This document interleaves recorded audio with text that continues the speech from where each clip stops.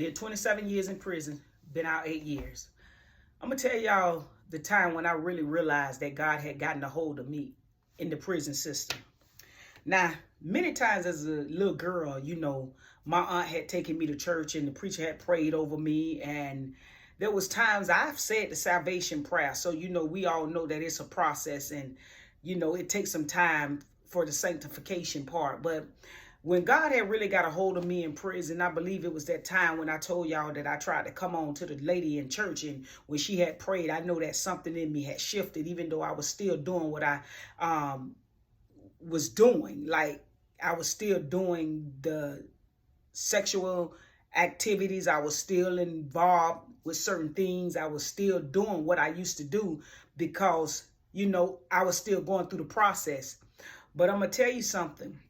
This is how I noticed that God had actually did something in me, because the things that I used to do, I was an extremist. If I did it, I did it. I was all for it.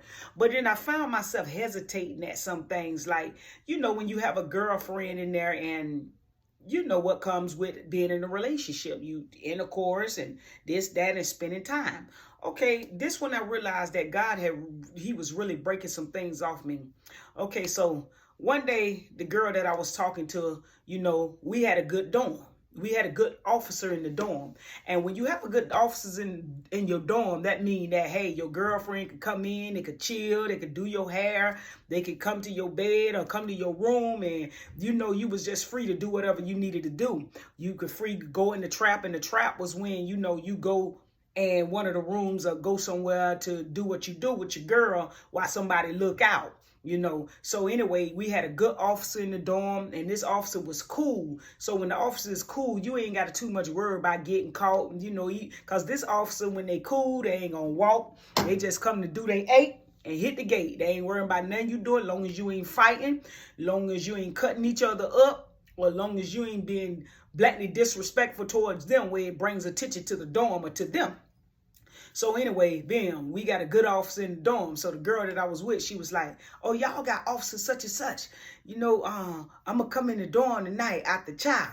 And I was like, dang, man, a part of me was like, okay, cool, all right. But a part of me didn't want to do it because, let me tell you, my desire for intercourse had started dwindling. Like, I didn't want it. I didn't have a desire for it anymore.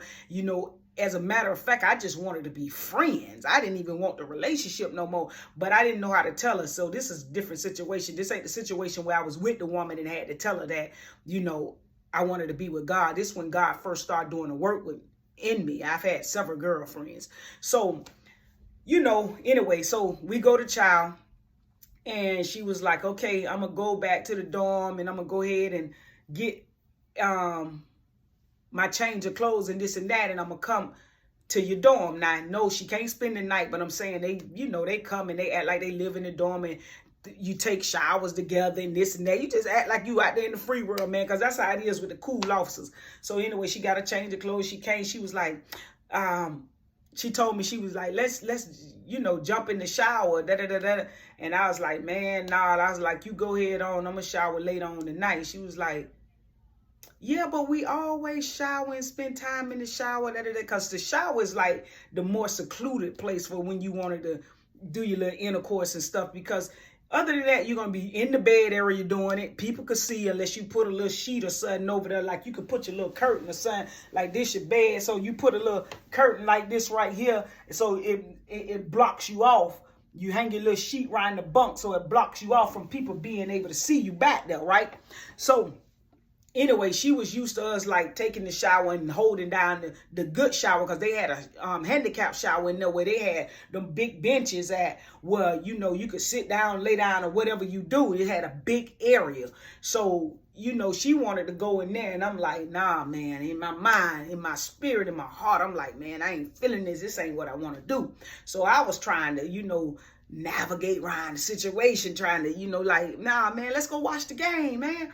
And she was like, nah. So then she started making a little accusation as far as like, you must got somebody in here. You must be, interested in somebody in here. Well, it wasn't that I was interested in nobody. I just wasn't interested in her or anybody else. So, anyway, I said, well, just go ahead and take your shower. You know what I'm saying? I'm going to watch the game. So she kept nagging, going on and on and on and on. So anyway, I said, man, let me just go ahead and take the shower with this girl. So I got in the shower with her, right? So when I came out of everything and I'm standing in the shower, you know, it's this, oh my goodness, it's this conviction that came over me, man, almost like, listen, first of all, it seemed like I was doing something very wrong, and I was. And second of all, it just seemed like I was like Adam and Eve when they sinned against God, like they realized they was naked and they needed to be covered. Now, any other time I get in there, no shame to my game. Now I always had God in the corner of my mind, but I didn't have the strength to obey what God was calling me to do. But now I done received salvation, and I did it as a little girl, and I ain't understand it. But now I understood what I was doing. I received the spirit of salvation. I had to receive salvation. Now God done sealed me in the Holy Spirit. He done sealed me, vacuum sealed me in the Spirit. Now I done accepted salvation. So now God doing the work on me. So now I'm standing here and I'm like, oh man, this don't feel right. So I'm standing there and she like, what's wrong with you? What's wrong with you? And I was like, man, listen, I don't know, man. I don't know this lady like this. They say she cool, but I don't want to disrespect the lady, man. You know what I'm saying? She do her rounds, and because sometimes they do their round, they start walking. So I say, I don't want that lady to start walking and come in here and I'm naked and you naked and we naked. So I was trying to avoid the situation because I didn't even want to do it. So anyway, then we wind up getting out the shower and everything. So she's sitting in the table all quiet and this and that. So as soon as I got, you know, I said, well, let's just go ahead and take our shower. So we did go ahead and take our shower. So then we got out, we got dressed and everything. So as soon as I got out, and, you know, she was upset, she stormed out. But as soon as I got dressed, you know what I'm saying, I was drying off and everything. And I was talking to God, and I was like, Lord, man, please forgive me, man. And I say, Lord, you know, Jesus, I want to do right by you, you know, and I feel you. I feel you. And if I hurt you, I'm so sorry. Just work with me, God. Just work with me in this thing, pulling me out and just making this thing, you know, where me and you could just be together. Like, I don't want to hurt people's feelings. I know it's feelings involved in this thing, God. So I'm just asking you, Lord, in the name of Jesus, please, you just make it where nobody feelings get hurt, God. Well, you get me out of it. I'll just be with you, man. I won't even look back. I just give you my all, man. I won't even try to flirt with these girls no more. So anyway, I come out the shower. She's sitting there, she moping, and you know, I'm feeling bad because, you know, I know that this is what this girl is used to. And here I am, the accepted salvation, God pulling me out, but she's still stuck. So I felt like I kind of owed her a little bit to stay in it with her. You understand what I'm saying? But I knew that I couldn't because God was calling me out.